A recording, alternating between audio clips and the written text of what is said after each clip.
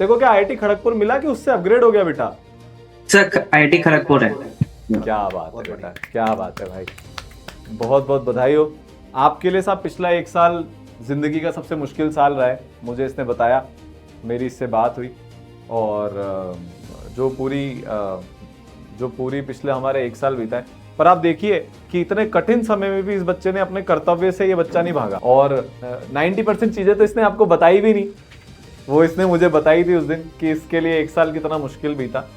और last year कितनी percentile थी बेटा 12th में आपकी? 93?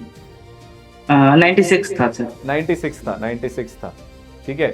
फिर तो मैं एक बार, जो बच्चे सुन रहे हैं उनको इसकी जर्नी एक बार बता देता हूँ। या चल तू ही बता दे यार एक बार, मुझे तो बता चुका था, यहाँ पर और भी बहुत सारे लोग बैठकर सुन रहे हैं, तो एक बार मैं चाहूंगा कि आप अपनी पूरी जर्नी ड्रॉप ईयर की, जुलाई से आप जून में कोटा आए थे ना, 8 जून के बैच में आए थे आप? यस सर, मनन बैच में सर ही पढ़ा रहे थे उसमें मैथ्स? हाँ सर।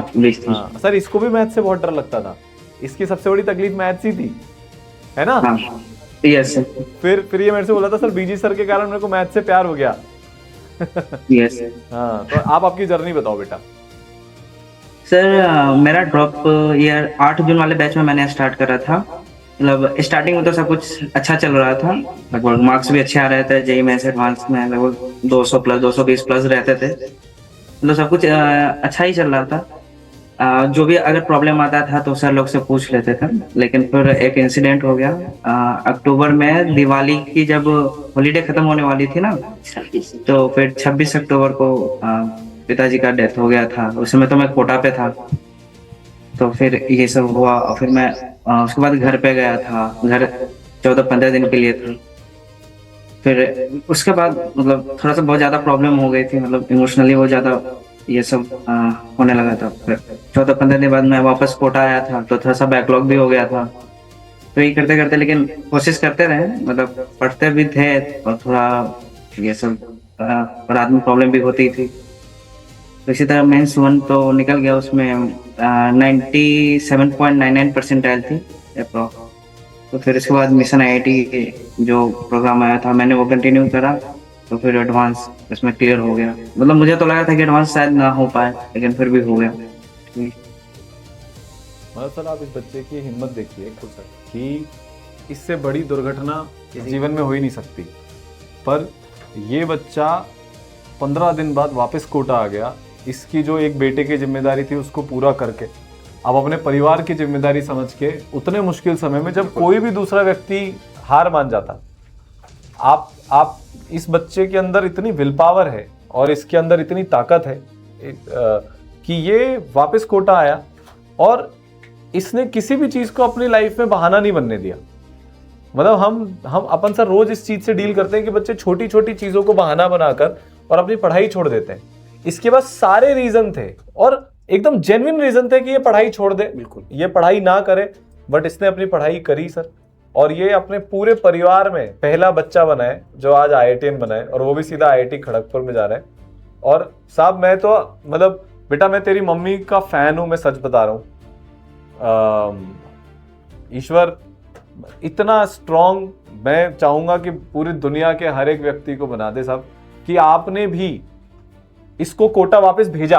तू तो वापस आया जो आया ही सही, पर ममा ने इतना सपोर्ट किया कि उन्होंने आपको कोटा भेजा। और आज जो आपने अचीव किया है ना बेटा, वो मैंने उस दिन भी बोला था, मैं फिर से बोल रहा हूं, ये आपकी लाइफ का बेस्ट ट्रिब्यूट है जो आपने अपने पापा को दिया है। इससे बेटर ट्रिब्यूट, इससे अच्छा, क्योंकि उन्होंने अपनी लाइफ आपको सक्सेसफुल बनाने के लिए दे दी। आपकी बहुत बड़ी बहनें भी हैं, आप उस दिन बता रहे थे, है ना, एक छोटी दीदी है, एक बड़ी दीदी है, फिर एक सबसे बड़े भाई हैं।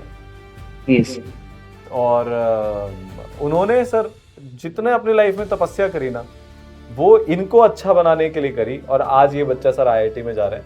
वो जहां भी होंगे ना, he must be so proud कि उनके घर में इतने ऐसे फाइटर लोग हैं जो उनकी लेगेसी को आगे कंटिन्यू। मैंने इसे पूछा सर कि क्यों कर रहा है ये, तो इसे बोला सर मुझे कभी भी वो फाइनेंशियल प्रॉब्लम नहीं आने देनी। तो अपनी लाइफ की सबसे बड़ी विपत्ति को इसने अपनी लाइफ का मोटिवेशन बनाया सर, है ना साहब। आप आज आपका बच्चा आईआईटीएन बन गया, आपको अब इसकी लाइफ बहुत अच्छी बीतेगी, है ना। ये आपके सब जो आज जो भी लाइफ में तकलीफ है ना, वो सब धीरे धीरे धीरे धीरे फाइनेंशियली एटलीस्ट, बाकी तकलीफ तो कभी दूर हो ही नहीं सकती है, ये वो सब दूर करेगा। और ये बहुत अच्छा बच्चा है, हमें गर्व है कि हमें इस बच्चे का टीचर बनने का मौका मिला। और मतलब मेरे पास कोई शब्द नहीं है इससे बोलने के लिए और आपसे बोलने के लिए। आपके मन में अभी क्या चल रहा है, आप बताइए। सर जब बउआ का रिजल्ट सुने तो खुशी का आंसू निकल आया, और यह समझ में आया आज पिताजी रहते तो गदगद हो जाते। जिस उद्देश्य से, जिस एम से कोटा भेजे, बेटा मेरा वह उद्देश्य पूरा करके आ गया।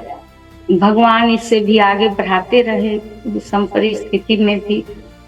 और जी मेरे परिवार का आइडियल बेटा है, और आरके मिशन में भी इनका नाम लिखवाए तो फर्स्ट रैंक आई थी जी, ऑल इंडिया में 1 स्थान था सर। और इस बार भी 5 क्लास में सर जी। और IIT ही के उद्देश्य से कोटा गए सर। आप लोगों के ही संरक्षण में यह आज रिजल्ट ले आए और खड़गपुर का नाम आ गया तो मेरा जीवन धन्य हो गया। और इनका उद्देश्य लग रहा है कि मेरा एम पूरा हुआ। मेरा बेटा पर पूरा भरोसा है, विश्वास है, जहाँ भी रहेंगे अच्छे करेंगे रहेंगे। इस उद्देश्य के लिए मैं सर बेटा के लिए माला रखी थी। माला का सर, क्या बात है भाई, बिल्कुल आप पहनाइए, ये तो बहुत गौरव का क्षण है।